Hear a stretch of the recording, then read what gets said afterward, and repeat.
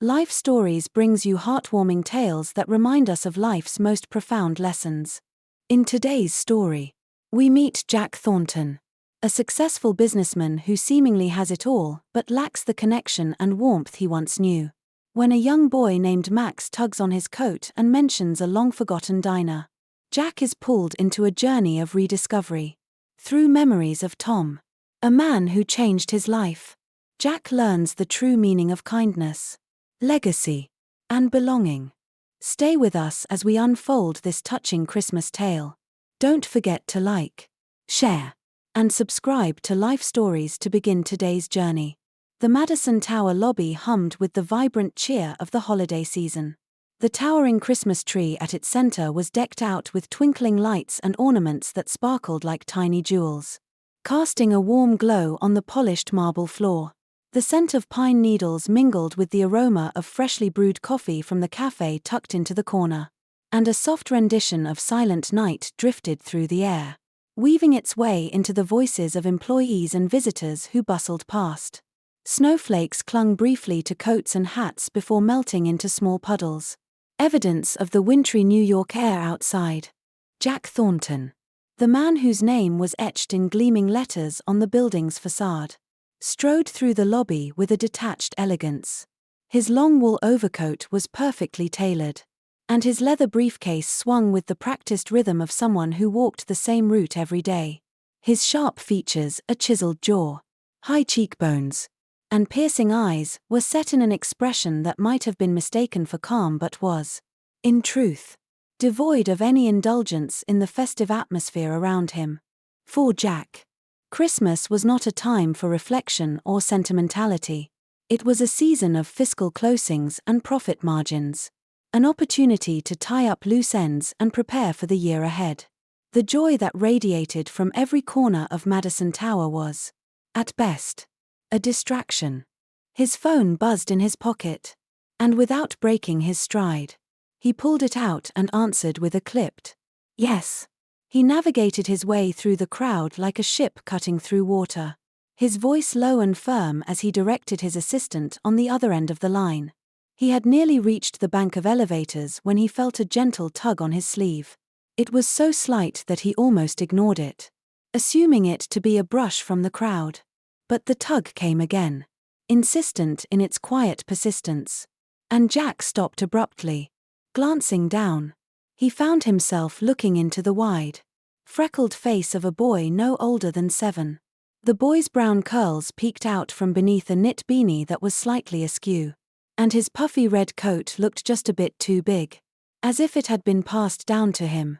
His hands were jammed into his coat pockets, and he swayed slightly on his feet, either from nerves or the chill in the air. "Excuse me, sir," the boy said, his voice clear and steady despite his small size. "I saw a picture of you in our family photo album." Jack blinked. He was rarely caught off guard, but the boy's statement was so unexpected, so oddly specific, that for a moment, he had no response. "I think you've mistaken me for someone else," Jack finally said, his tone brisk but not unkind. "I don't know you." The boy's bright eyes didn't waver. "You're Jack Thornton, right?" Jack hesitated, the sound of his own name spoken by this small stranger making him uneasy.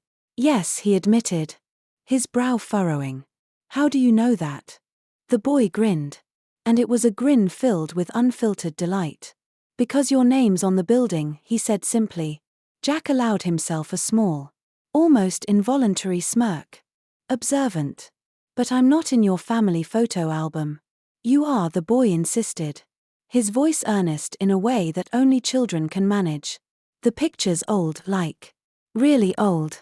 You're standing next to my grandpa Tom in his diner." The smirk disappeared from Jack's face, replaced by something far more guarded. "Tom," he echoed, the name stirring something faint and fleeting in his memory, though he couldn't quite place it. The boy nodded, his enthusiasm undeterred. "My name's Maximum. My mom works upstairs cleaning offices. I come with her sometimes 'cause school's out. I saw the picture just yesterday. Grandpa always said you were someone important. He called you Jack."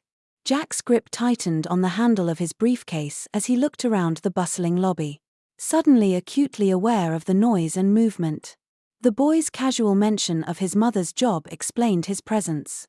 But the claim about the diner and a connection to someone named Tom felt far-fetched. "Listen. Maximum," Jack said, crouching slightly so they were at eye level. "I don't know your grandfather. And I really don't have time to." "You're wrong," Max interrupted, moving to block Jack's path as he straightened. His small face, flushed and determined, was a mixture of frustration and hope. "The picture's real. I can show you if you want." Jack glanced at his watch, the rational part of him ready to brush off the boy and move on. Yet, something in Max's unwavering gaze stopped him. Children didn't usually make up stories like this. Did they? "Where is this photo?" Jack asked, his voice heavy with skepticism. "At our apartment," Max said immediately. "It's not far. You can come see it." Jack almost laughed at the audacity of the suggestion. "I don't think that's going to happen." Max's expression faltered for the first time, his excitement dimming into something quieter, more vulnerable. "But it's true," he said softly. "Grandpa always said you'd come back one day. He said you'd remember." The words hit Jack with an unexpected weight. He froze, the noise of the lobby receding into the background as he stared at the boy. For a moment, something stirred, a faint echo of a memory. Something distant yet familiar. The elevator doors slid open behind him, and Jack turned, his composure snapping back into place. "Take care, Maximum," he said briskly, stepping into the elevator without looking back. As the polished doors closed, his reflection stared back at him from the mirrored walls, his expression unreadable. He shook his head, dismissing the encounter as a peculiar coincidence. But as the elevator climbed to the upper floors of Madison Tower, the name lingered in his mind. Tom. It wasn't a name he had thought about in years. Yet now it hovered at the edges of his memory, elusive but persistent. When Jack finally reached his office, he found himself staring out at the Manhattan skyline instead of diving into his usual routine. His assistant brought in a stack of documents and a coffee, but he waved her off with an uncharacteristic "not yet." Max's voice replayed in his head, clear and insistent. "Grandpa said you'd come back one day. He said you'd remember." Jack frowned, unsettled by how those words clung to him. He prided himself on being logical, methodical, detached. Yet here he was, distracted by the earnest claim of a freckled boy in a beanie. He muttered under his breath, trying to focus on the financial projections in front of him. But the numbers blurred together. Finally, with a frustrated sigh, he grabbed his coat and headed back to the elevator. An hour later, Jack stood in the lobby once again. His eyes scanned the room until they landed on Maximum, who was perched on a bench near the Christmas tree, swinging his legs and humming along to the carols overhead. The boy's face lit up when he saw Jack approaching. "You came back." Jack cleared his throat, suddenly feeling self-conscious. "I've got a few minutes," he said, his tone gruff but not unkind. "Let's see this photo you're talking about." Max grinned, hopping off the bench and motioning for Jack to follow. "It's not far. Mom says we're only 3 blocks from here." As they stepped into the crisp winter air, Jack found himself listening to Max chatter about Christmas lights, snowmen, and stars on trees. His mind remained preoccupied, but the boy's excitement was contagious. And for the first time in years, Jack felt something unexpected, a flicker of curiosity and warmth. Jack followed Max through the snowy streets of New York, the boy's small figure bouncing ahead of him with boundless energy. The walk wasn't long, but Jack found himself noting every detail of the neighborhood, the weathered brick buildings, the tiny corner stores, and the faint glow of Christmas lights strung across apartment windows. It was a part of the city he hadn't ventured into for years. Not since his life had become one of luxury and towering skyscrapers. Max talked almost non-stop, his voice bright and animated as he described his neighborhood and their modest holiday traditions. "Mom and I made the decorations on our tree," he said proudly. "She let me put the star on top this year. It's not a big tree, but it's ours." Jack didn't respond, unsure of what to say. But something about Max's enthusiasm made him listen. It wasn't just the words, it was the unfiltered joy behind them. The kind of innocence Jack hadn't experienced since he was a child. When they arrived at the building, Max bounded up the narrow staircase, calling over his shoulder. "We're on the 3rd floor." Jack followed more slowly, his polished shoes clicking against the worn wooden steps. The chipped paint and faint smell of cooking in the hallway were worlds apart from the sleek, impersonal sterility of Madison Tower. Max unlocked the door and stepped inside, waving Jack in with a wide grin. "This is it. Mom's still at work. But I can show you the picture." The apartment was small but clean, filled with mismatched furniture and a palpable sense of warmth. A tiny Christmas tree stood in the corner, its lights twinkling cheerfully. Paper snowflakes hung from the windows, and the faint scent of cinnamon lingered in the air. Jack stood awkwardly near the doorway, feeling out of place among the cozy clutter. "Wait here." Max darted over to a small cabinet and pulled out a tattered photo album, its corners frayed and its cover slightly bent. He flipped through the pages with the eagerness of someone about to reveal a treasure. "Here it is." He held up the album triumphantly, open to a Polaroid that was unmistakably Jack. In the photo, Jack looked barely older than a teenager, wearing a worn apron and standing next to a heavyset man with a kind smile. Behind them was the backdrop of a classic diner, red leather booths, a jukebox, and a counter lined with gleaming stools. Jack stared at the picture, his carefully constructed composure cracking. Memories rushed in, fragmented and vivid, the smell of coffee and burgers sizzling on the grill, the clatter of dishes, and the warmth of laughter that had filled the diner. He could hear Tom's voice in his mind, steady and encouraging, the way it had been on the nights Jack thought he couldn't go on. "You were there, right?" Max's voice cut through Jack's thoughts, his eyes wide with anticipation. "Grandpa always talked about you. He said you were his best worker." Jack swallowed hard, the lump in his throat making it difficult to speak. Yes," he said finally, his voice quieter than he intended. "I worked there a long time ago." Max beamed, clearly satisfied with the confirmation. "I knew it. Grandpa said you'd do something big one day." He was right. Jack barely heard him. His focus locked on the photo. It wasn't just a snapshot, it was a window into a life he had left behind. He remembered how Tom had hired him when no one else would.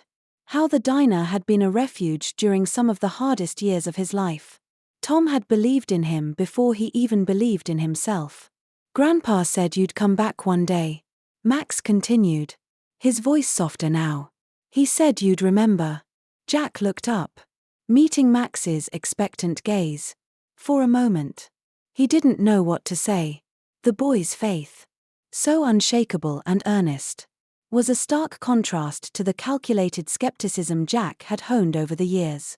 "I didn't know your grandfather kept this," Jack said, gesturing to the photo. "He kept everything important." Max replied proudly, "Grandpa said you were smart and never gave up, even when things were hard." Jack felt the weight of those words settle on his chest. He thought about the years that had passed, the success he had built, and the people he had left behind. Tom had been one of those people, a man who had given him a chance when he needed it most. "Thank you for showing me this," Jack said, handing the album back to Maximum. "Your grandfather was a good man." Max's face lit up. "He said you were, too." Jack stood, feeling an unfamiliar tug of emotion he couldn't quite name. "I should let you get back to your evening," he said, his voice steady but distant. "Wait," Max said quickly, his excitement bubbling back to the surface. "Do you want to stay for dinner? Mom's spaghetti is the best." Jack hesitated, his hand on the door. For a moment, he considered it. But the buzz of his phone snapped him back to reality. Maybe another time, he said with a faint smile. You take care. Maximum. As Jack stepped back into the cold evening air, the photograph burned in his memory, vivid and unrelenting. The image of Tom's smile, the warmth of the diner, and the hope in Max's eyes followed him all the way back to Madison Tower. In the elevator, Jack stared at his reflection in the mirrored walls, his mind a storm of thoughts. He had spent years building his empire, measuring success in dollars and influence. But tonight, confronted by a freckled boy and a faded Polaroid, he felt a crack in the armor he had built around himself. Back in his office, Jack sat at his desk, staring out at the twinkling lights of the city. Max's words replayed in his mind. Grandpa said you'd come back one day. He said you'd remember. And for the first time in a long while, Jack wondered if he'd spent too much of his life forgetting. The cold air outside Madison Tower nipped at Jack's face as he walked briskly through the streets. His thoughts tangled in the past. He had planned to shake off the encounter with Maximum, dismiss it as an odd coincidence. But the image of the Polaroid lingered in his mind. No matter how hard he tried, he couldn't erase the picture of himself, younger and full of untested resolve, standing beside Tom in that diner. The truth was undeniable now. Max hadn't mistaken him for someone else. Jack Thornton, the polished billionaire in a tailored overcoat, was once a struggling teenager with a chip on his shoulder and little hope for the future. And Tom, kind, patient Tom, had given him a chance when he'd needed it most. By the time Jack reached his penthouse apartment, his mind was a storm of questions. Why had he buried those memories so deeply? What had happened to the diner after all these years? Most importantly, why did the simple mention of Tom's name awaken a quiet guilt that Jack had spent years ignoring? His apartment, with its sleek modern furniture and expansive views of the city, felt particularly empty that night. The Christmas tree in the corner, decorated in white and silver by a professional service, stood as a stark reminder of his carefully constructed life, polished, perfect, and devoid of warmth. Jack poured himself a glass of scotch and sat by the window, staring out at the city lights. The boy's words echoed in his mind. Grandpa said you'd come back one day. He said you'd remember. Jack's grip tightened around the glass. He had spent years climbing the ladder of success, ensuring every deal, every decision, added another layer to his empire. But now, he couldn't help but wonder, had he forgotten the people who had helped him along the way? He set the glass down and pulled out his phone. The number he needed wasn't in his contacts. But after a quick call to his assistant, he had it. His finger hovered over the dial button for a long moment before he pressed it. The line rang twice before a cautious voice answered. "Hello, Ms. Rivers," Jack said, his voice uncharacteristically hesitant. "This is Jack Thornton. I met your son Max earlier today." There was a pause on the other end. "Oh," Emily said, her tone softening. "Max mentioned you. He was so excited. Did he say something wrong?" "No," Jack replied quickly, feeling a strange urgency to reassure her. "In fact, he said something that I can't stop thinking about. He showed me a photo. One with your father, Tom, and me." Emily didn't respond immediately, but Jack could hear the slight intake of breath. "Dad always talked about you," she said finally. "He said you were one of the hardest working kids he'd ever met." Jack leaned back in his chair, the words hitting him harder than he expected. "Your father, he changed my life," he admitted. "I wouldn't be where I am today if it weren't for him. I'm sorry I never got the chance to tell him that." Emily's voice softened. "He knew. Mr. Thornton. Dad always said he didn't need a thank you. Watching you succeed was enough for him." The lump in Jack's throat returned, and he swallowed hard. "Even so, I want to do something to honor him. Would it be all right if I visited again? I'd like to talk more about him, and maybe find a way to help you and Maximum." There was a pause, and when Emily spoke again, there was warmth in her voice. "Of course. Max would love that." The next evening, Jack found himself climbing the narrow stairs to Emily and Max's apartment once again. This time, he carried a small tin of Christmas cookies, an impulse purchase from a bakery near his office. He felt oddly self-conscious as he knocked on the door, the polished exterior of the Madison Tower executive feeling distinctly out of place in this modest hallway. Emily opened the door with a smile that didn't quite hide her surprise. "Mr. Thornton," she said, stepping aside to let him in. "Come in, please." "Jack," he corrected, his voice warmer than usual. "It's just Jack." The apartment looked much the same as before, tidy, cheerful, and filled with the little touches that made it a home. Max darted out from his room, his face lighting up when he saw Jack. "You came back," he exclaimed, running over to show him a new drawing.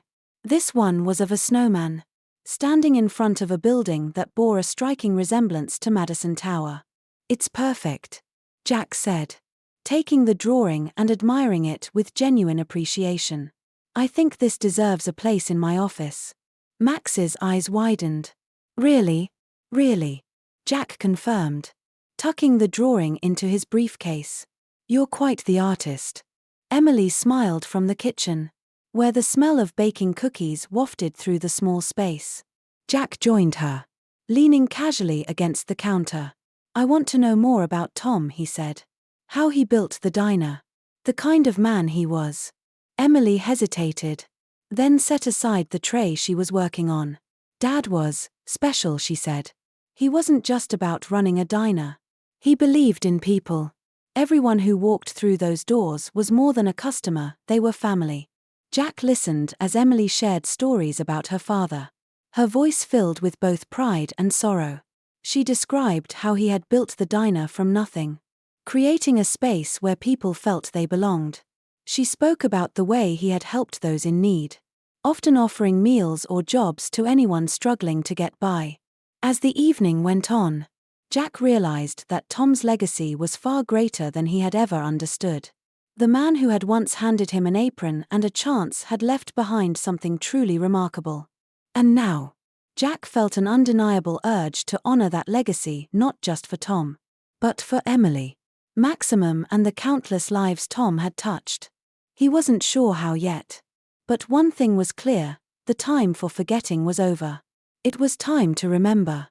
Jack's mind was restless as he left Emily and Max's apartment that evening. Snow fell softly, covering the streets in a shimmering white blanket. But Jack barely noticed.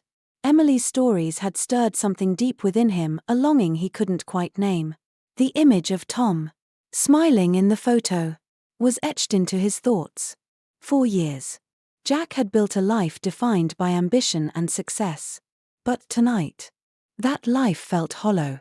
Tom had given him so much, a job, a sense of purpose, and a belief in himself. And yet, Jack had done nothing to honor that gift. Emily's words lingered in his mind, their simplicity cutting through his carefully constructed defenses. "Dad always said the best thing you can do is make people feel like they belong." Back at his penthouse, Jack sat at his desk, staring at his laptop. His assistant had emailed the documents he requested, the original deeds and records for the property where Tom's diner once stood. Jack had purchased it years ago during one of his many real estate acquisitions, intending to redevelop it. But like so many of his projects, it had been shelved, a forgotten line item on a spreadsheet. Now, as he reviewed the blueprints and photographs, the diner came to life in his mind.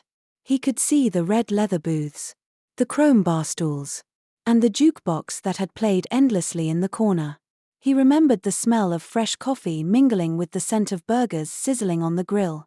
And most vividly, he remembered the warmth, Tom's easy smile, and the way he treated everyone as if they were the most important person in the room. Jack leaned back in his chair, his thoughts racing. The diner had been more than a business, it had been a sanctuary, a place where people felt seen and valued. He had been one of those people once. Could he bring it back?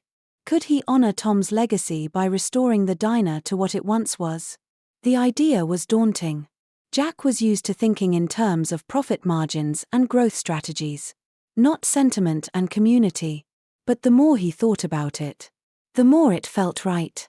This wasn't just about honoring Tom, it was about rediscovering a part of himself he had buried long ago. The next morning, Jack called his assistant, Rachel, into his office. Rachel was sharp and efficient. The kind of person who could make things happen with minimal instruction. She entered with her ever-present tablet, ready to take notes. "I need you to dig into an old property of mine," Jack said, gesturing to the documents on his desk. "It's in the East Village, used to be called Tom's Diner." Rachel raised an eyebrow, surprised by the unusual request, but nodded. "What's the plan?" "I want it restored," Jack said. "Completely renovated but true to its original design. I'll need contractors, designers, someone who specializes in retro interiors. And I want it done right. No cutting corners." Rachel hesitated. "And, is this for personal or professional reasons?" Jack paused, then smiled faintly. "Personal. Keep it off the books for now. I'll oversee it myself." Rachel's curiosity was evident, but she simply nodded. "Understood. I'll start making calls." As she left the office, Jack stared at the blueprints once more. This was more than a project, it was a promise. Over the next few weeks, Jack threw himself into the restoration with a focus and determination he hadn't felt in years. He pored over old photos, ensuring every detail matched the diner as it had been. The booths, the counter, the jukebox, everything had to feel authentic. He spent hours with designers and contractors, insisting on perfection. He even tracked down suppliers for the exact shade of red vinyl used in the booths. But the work wasn't just about recreating a space. It was about rebuilding a connection to Tom, to the past, and to the values Jack had long since lost sight of. Despite the progress, doubts crept in at night when Jack returned to his penthouse. Would this be enough? Could he truly honor Tom's memory? Or was he chasing something he could never fully repay? One evening, as Jack sat reviewing the latest design plans, Rachel knocked on the door and stepped inside, carrying a cup of coffee. "You've been working late on this for weeks," she said, setting the cup on his desk. "Everything okay?" Jack looked up, his usually guarded demeanor softening. "Have you ever felt like you owe someone something you can never repay?" Rachel hesitated, then sat in the chair across from him. "I think everyone feels that way at some point. But the fact that you're trying means something. Sometimes, effort is what matters most." Jack nodded, her words giving him a small sense of reassurance. He glanced back at the plans, his resolve hardening. This wasn't just about Tom, it was about the people Tom had believed in, the community he had built. Jack decided to involve the neighborhood, reaching out to local artists for murals and inviting former patrons of the diner to share their memories. Slowly, the space began to come alive, not just as a business, but as a place of belonging. Through it all, Jack kept the project a secret from Emily and Maximum. He wanted it to be a surprise, something that would remind them of Tom's kindness and the legacy he had left behind. But every time Jack visited their apartment, the weight of the secret grew heavier. Max's laughter, Emily's quiet strength, they reminded Jack of everything he had forgotten and everything he was trying to reclaim. One evening, as Max showed Jack another drawing, Jack felt the words bubbling to the surface. He wanted to tell them, to share what he was working on, but he stopped himself, knowing the surprise would be worth the wait. Just a little longer, he told himself, even as the anticipation tugged at him. The diner was almost ready, and with every passing day, Jack felt closer to the person he had been all those years ago. A person Tom had believed in, even when no one else did. And for the first time in years, Jack began to believe in himself again.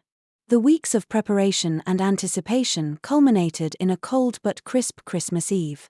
The East Village was alive with the glow of holiday lights, the snow-covered streets buzzing with activity as families and friends hurried home for their celebrations.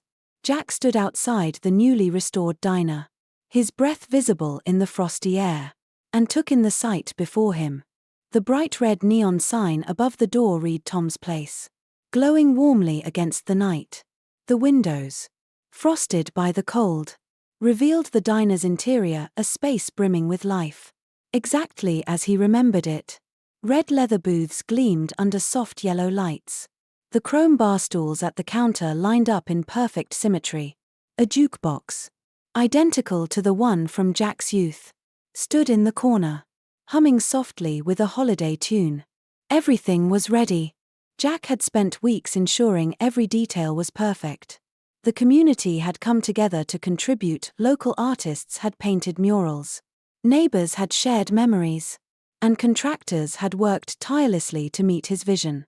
Yet, as Jack stood there, he felt a twinge of nervousness. Would Emily and Max feel the same warmth and belonging that Tom had once given him? Checking his watch, Jack realized it was time. He left the diner and made his way to Emily and Max's apartment. Snow fell softly as he walked, blanketing the streets in a quiet stillness that felt almost magical. When Emily opened the door, her expression shifted from surprise to warmth. She wore a deep red scarf, and Max stood beside her, bundled up in his oversized coat, his face alight with curiosity. "You're early," Emily said with a soft laugh, adjusting her scarf. "Thought I'd give you both a little extra time to enjoy the evening," Jack replied, his tone lighter than usual. Max tugged at Jack's sleeve, his eyes wide with excitement. "Where are we going? You still haven't told us." Jack crouched slightly, tapping a finger to his lips. "It's a surprise," he said, winking. "But I promise it'll be worth it." The three of them set off through the snowy streets, the crisp air nipping at their cheeks. Jack listened as Max chatted about his Christmas list and the snowman he planned to build tomorrow. Emily walked beside them, her step steady but her expression tinged with curiosity. When they turned the corner and the diner came into view, Max stopped in his tracks. His small face froze in a mix of astonishment and wonder. "Is that," he began, pointing to the glowing sign, "is that Tom's Place?" Emily's hand flew to her mouth, her eyes welling with tears. She took a step closer, her voice barely above a whisper. "Jack, what is this?" Jack smiled, his heart swelling at their reactions. "It's for you," he said softly. "For both of you. And for Tom. I wanted to bring back what he built, not just for me, but for the whole community." Max darted ahead, pressing his face against the glass. "It looks just like Grandpa's stories," he exclaimed, bouncing with excitement. Emily remained rooted to the spot, her eyes locked on the sign. "You did all this?" she asked, turning to Jack, her voice trembling. "I had help," Jack admitted, gesturing to the building. "But it was important to me that it felt just like it used to. Tom made this place special, and I wanted to honor that." Emily blinked back tears, her voice thick with emotion. "He would have been so proud of you." Jack swallowed hard, the lump in his throat returning. "I hope so." Max tugged at Emily's sleeve. "Can we go inside?" "Mom, please." Emily nodded, wiping her eyes as she followed Max to the door. Jack held it open for them, and they stepped into the diner together. The warmth of the space enveloped them immediately, the scent of coffee and freshly baked pastries mingling with the faint hum of Christmas music. Max ran ahead, exploring every corner with wide-eyed wonder. He climbed onto one of the bar stools, spinning in circles as he laughed. "It's perfect," he declared, his voice echoing through the space. Emily walked slowly to the counter, her fingers tracing the polished wood. She turned to Jack, her expression a mix of wonder and gratitude. "I don't know what to say." "You don't have to say anything," Jack replied, his voice gentle. "This is for Tom. And for you and Maximum. I wanted to give something back, something that feels like home." Before Emily could respond, the door to the diner opened, and a handful of curious passers-by stepped inside. They hesitated for a moment, taking in the sight, before Jack greeted them with a welcoming smile. "Come on in," he said, gesturing to the booths. "We're open." It didn't take long for the diner to fill with life. Neighbors stopped by, drawn by the warmth and the glow of the sign. Some were old friends of Tom's, their faces lighting up with recognition as they shared stories about the man who had brought the community together. Jack watched from behind the counter, his heart full in a way he hadn't felt in years. He saw Emily serving coffee with the same warmth her father had once exuded, and Max darting around the diner, offering cookies to anyone who would take them. This was Tom's legacy, alive and thriving once again. As the evening wore on, Emily leaned over the counter, her smile softer but no less radiant. "You've done something amazing here, Jack." Jack shook his head. "We've done something amazing. This is just the beginning." Max tugged at Jack's sleeve, his face serious but hopeful. "You were right, Mr. Thornton. Christmas miracles are real." Jack smiled, kneeling down to meet Max's gaze. "You're the one who taught me that." Maximum. The snow continued to fall outside, and the laughter and warmth inside the diner spilled out into the night. For the first time in years, Jack felt truly at peace, knowing he had not only honored Tom's memory but had also found a new purpose. This was more than a diner, it was a home, a place where everyone could belong. And Jack was determined to keep it that way. The glow of Tom's place lingered in Jack's mind long after the grand reopening on Christmas Eve. He had stayed late into the night, helping Emily and Max clean up, savoring every story shared by the patrons and every laugh that filled the diner.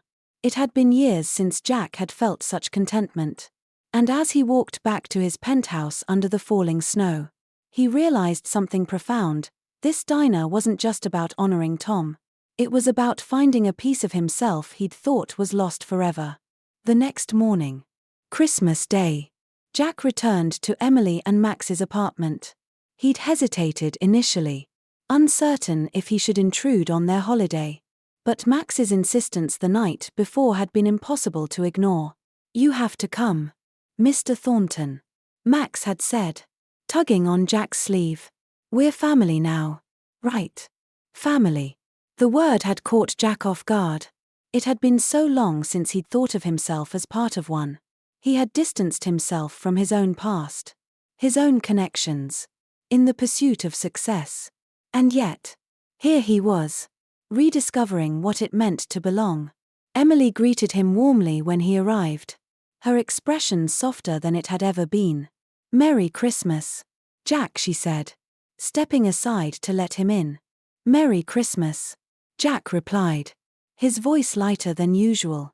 Max was already in the living room, surrounded by an assortment of wrapping paper and gifts. He looked up and grinned as Jack entered. "You made it," he exclaimed, holding up a model train set he had just unwrapped. "Look what Mom got me." Jack smiled, his heart swelling at the boy's enthusiasm. "It's great," he said, crouching to inspect the train. "You're going to have to show me how it works later." Emily laughed softly as she set a tray of hot chocolate on the coffee table. "I hope you didn't expect anything fancy," she said. "We like to keep things simple." "It's perfect," Jack said, taking a seat. And he meant it.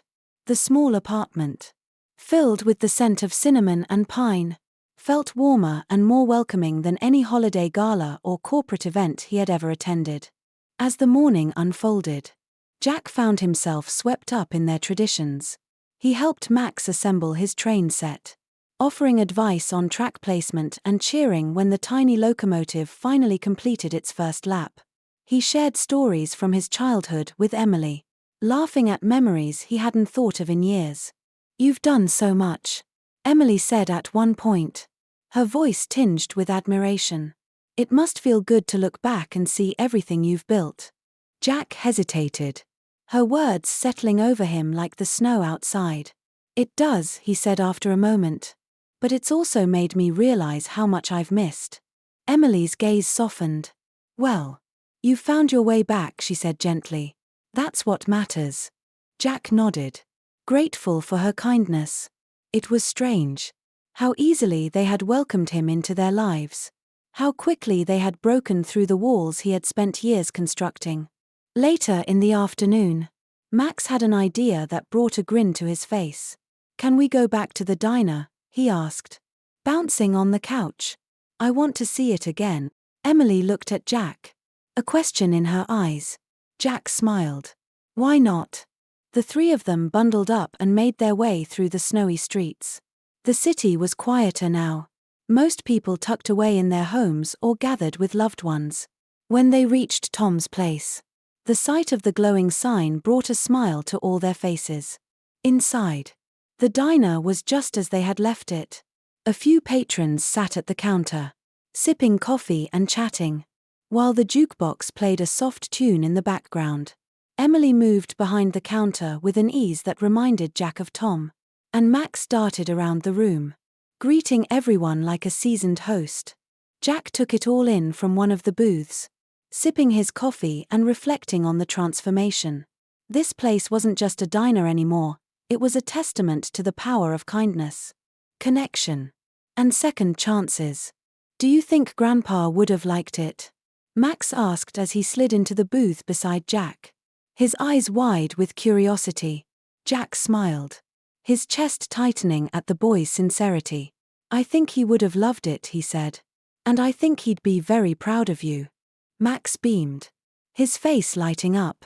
"I'm proud of him too," he said, pointing at Jack. The words hit Jack harder than he expected, filling him with a sense of gratitude he couldn't quite put into words. For so long, he had measured his worth by his achievements, by the size of his bank account and the reach of his empire. But now, sitting in a simple booth with a cup of coffee, he realized how hollow those victories had been. True success wasn't about wealth or power. It was about the lives you touched and the legacy you left behind. As the evening wore on, Jack found himself helping Emily and Max close up the diner. The three of them worked together in comfortable silence, sharing smiles and small laughs as they tidied the space. When they finally stepped outside, the snow was falling heavier, blanketing the city in a peaceful stillness. Jack turned to Emily and Maximum, his heart full.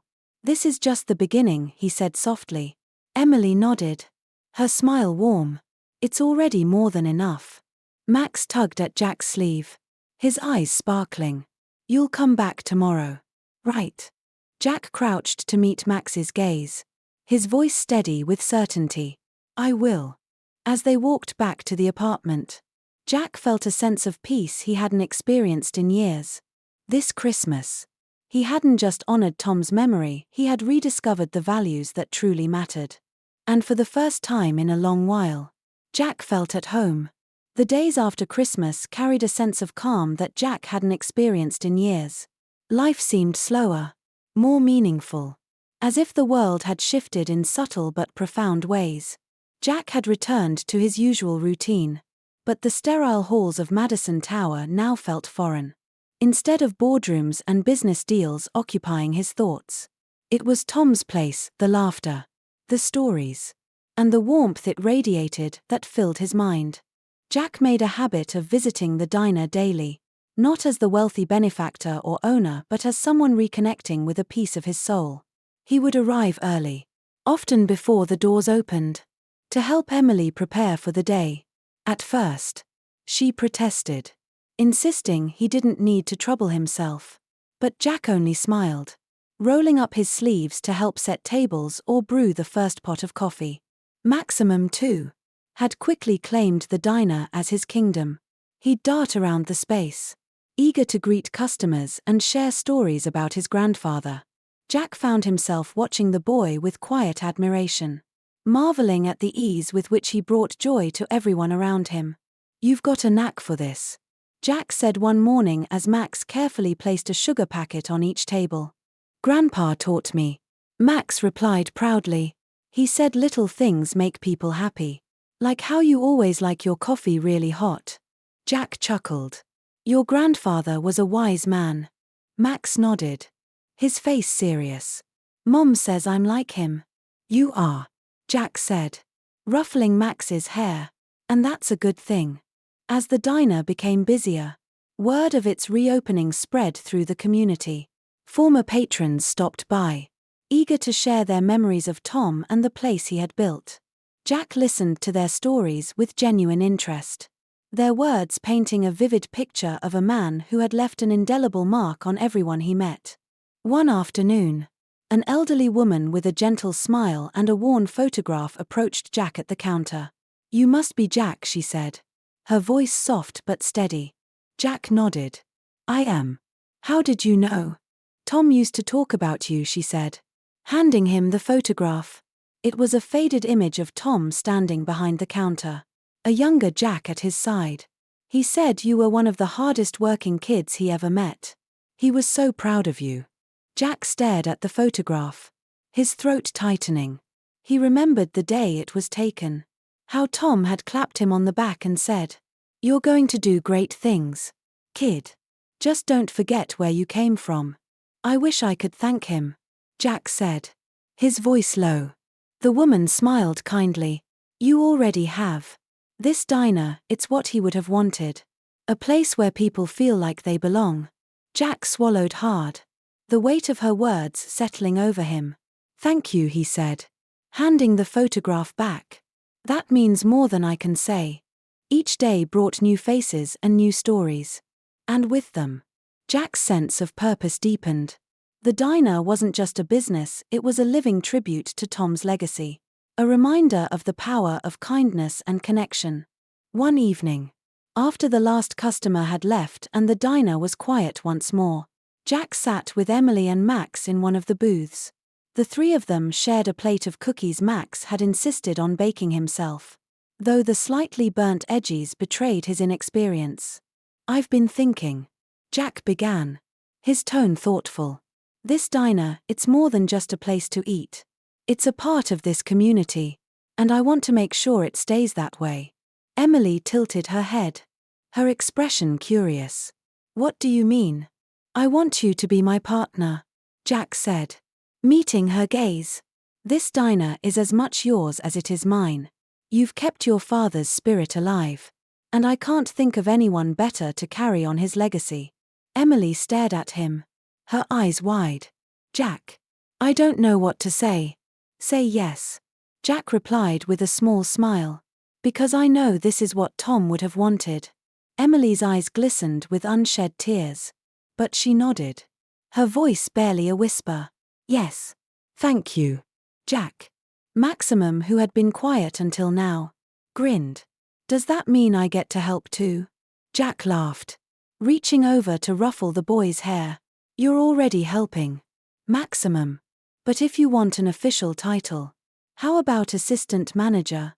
Max's face lit up. "Yes, I'll be the best assistant manager ever." The three of them laughed, the sound filling the empty diner with warmth. For Jack, it was a moment of clarity, a reminder that success wasn't about profits or power. It was about people, about creating something that mattered. As they left the diner that night, snow falling softly around them, Jack felt a sense of peace he hadn't known in years. The road ahead wasn't entirely clear, but he knew one thing for certain: he wouldn't lose sight of what truly mattered again. Max tugged on his sleeve as they walked, his voice full of wonder. "Do you think Grandpa can see us?" Jack looked down at the boy, his chest tightening. "I think he can," he said softly, "and I think he's proud of all of us." Emily smiled, slipping her hand into Max's. "I know he is." The three of them walked together through the quiet streets, their laughter echoing softly in the night. And for the first time in a long while, Jack felt like he was exactly where he belonged. The first morning of the new year dawned crisp and clear, sunlight bouncing off the snowy streets of the East Village. Inside Tom's place, the comforting hum of the diner had already begun. Jack arrived early, as he had nearly every day since the grand reopening, and stepped inside to the sound of the jukebox playing an old Sinatra tune. Emily was already at the counter, pouring coffee for a pair of regulars who had quickly become familiar faces. She greeted Jack with a warm smile, one that had grown easier and more natural in the weeks since they'd started working together. "Morning," she said, sliding a fresh cup of coffee his way. You're here early. Again. Jack chuckled, shedding his coat and hanging it by the door. It's hard to stay away, he admitted. Feels like this place has a gravity of its own. Emily nodded, glancing around at the cozy space. It does, doesn't it? Dad always said this diner wasn't just a building. It was a home for anyone who needed it. Jack sipped his coffee, her words settling over him like a warm blanket. He was right, he said quietly. And I'm starting to think that's exactly what I needed. 2. Max burst through the door then, bundled up in his coat and scarf. His cheeks flushed from the cold. Mom, he called, waving a piece of paper in the air. Look what I drew. Jack turned to see Max beaming, his excitement infectious. He slid into the booth nearest the door, spreading the paper out on the table for both Jack and Emily to see. It was a drawing of the diner, complete with its glowing red sign, bustling patrons, and the three of them standing side by side. It's us, Max explained, pointing to the figures. See, that's me, and that's Mom, and that's you, Mr. Thornton. Jack couldn't help but smile. You've got the sign just right, he said, admiring the detail. And it's Jack. Remember? Max grinned sheepishly. Right. Sorry, Jack. Emily leaned over, brushing a strand of hair from Max's face. It's beautiful. Sweetheart, she said, her voice full of pride. You should hang it up in the diner, Max said, looking at Jack. Right next to the jukebox. Jack nodded, already imagining the spot. I think that's a great idea. As the morning unfolded, the diner filled with the familiar hum of conversation, clinking plates, and the steady rhythm of footsteps across the tiled floor. Jack moved seamlessly between greeting customers, helping with orders, and taking quiet moments to reflect on how far they had come. By mid-morning, the diner was packed, and the energy in the room was infectious. Jack paused behind the counter, watching as Emily laughed with a table of regulars and Max darted from booth to booth, delivering napkins and refills like a professional. Feels like the old days, doesn't it? A voice said beside him. Jack turned to see an older man with silver hair and kind eyes leaning on the counter. He recognized him as one of the regulars who had visited on Christmas Eve. It does, Jack admitted, nodding toward Emily and Maximum. They've brought this place to life again. The man smiled, his gaze distant as if lost in a memory. Tom would be proud, he said. He always believed this diner was more than just a business.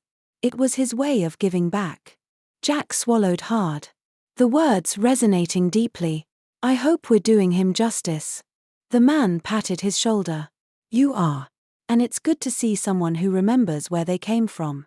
That's a rare thing these days. As the man returned to his table, Jack stood for a moment, letting the sentiment sink in. He had spent so much of his life chasing success, building an empire, and proving his worth. But here, in this small diner surrounded by warmth and familiarity, he realized that true success wasn't about climbing higher. It was about reaching back and lifting others up. Later that evening, after the last customer had left and the diner was quiet once more, Jack sat with Emily and Max at their usual booth. The three of them shared slices of pie and recounted the day's highlights, their laughter filling the empty space. You know, Emily said, setting her fork down, I've been thinking about what you've done here, what you've given to this community. Jack raised an eyebrow. What we've done, he corrected gently. Emily smiled, her eyes warm. Still, it's more than I could have imagined. And I think Dad would have loved every bit of it. Maximum, who had been quietly finishing his pie, looked up suddenly. Do you think Grandpa knew this would happen? He asked, his voice tinged with curiosity. Jack and Emily exchanged a glance. It was a question neither of them had considered. But Jack found himself answering with surprising certainty. I think he hoped it would, Jack said. He believed in people. Maximum. He believed in all of us. And I think he trusted us to carry that forward. Max nodded, satisfied with the answer. "I think we did a good job," he said, leaning back against the booth with a contented sigh. Jack smiled, reaching over to tousle Max's hair. "I think we did, too." As the evening wore on and the snow began to fall again outside, Jack felt a sense of peace settle over him. The diner, once a symbol of his past, had become a beacon of his present, a place where kindness, connection, and second chances thrived. For the first time in years, Jack wasn't looking ahead to the next deal or the next milestone. He was right where he needed to be, surrounded by the people who mattered most. And as Max's laughter echoed through the diner, Jack silently thanked Tom for teaching him one of life's greatest lessons, that success isn't about what you take, but what you give. As the snow fell gently outside the glowing neon sign of Tom's place, the diner was filled with the quiet hum of laughter and warmth. Jack leaned back in his seat, watching Emily and Max share a joke at the counter. The sight made him smile, a genuine, heartfelt smile that came from a place he hadn't known existed just weeks ago. This diner wasn't just a place anymore, it was a testament to the power of kindness, connection, and second chances. It was a reminder that even in the busiest, coldest cities, there could be a spark of warmth that brought people together. Jack glanced at the Polaroid hanging near the jukebox, a faded picture of Tom and a much younger version of himself. "We did it, Tom," he whispered under his breath, his chest swelling with a mix of pride and gratitude. Max ran up to him then, grinning as always. "Are you coming back tomorrow, Jack?" Jack tousled the boy's hair. "Of course. Maximum. This is home now." Sometimes, the smallest acts, a tug on a sleeve, a shared memory, lead to the most profound changes. Jack had found his way back to what mattered most. If this story touched your heart, don't forget to like, share, and subscribe to Life Stories for more inspiring tales that remind us of the beauty in everyday moments.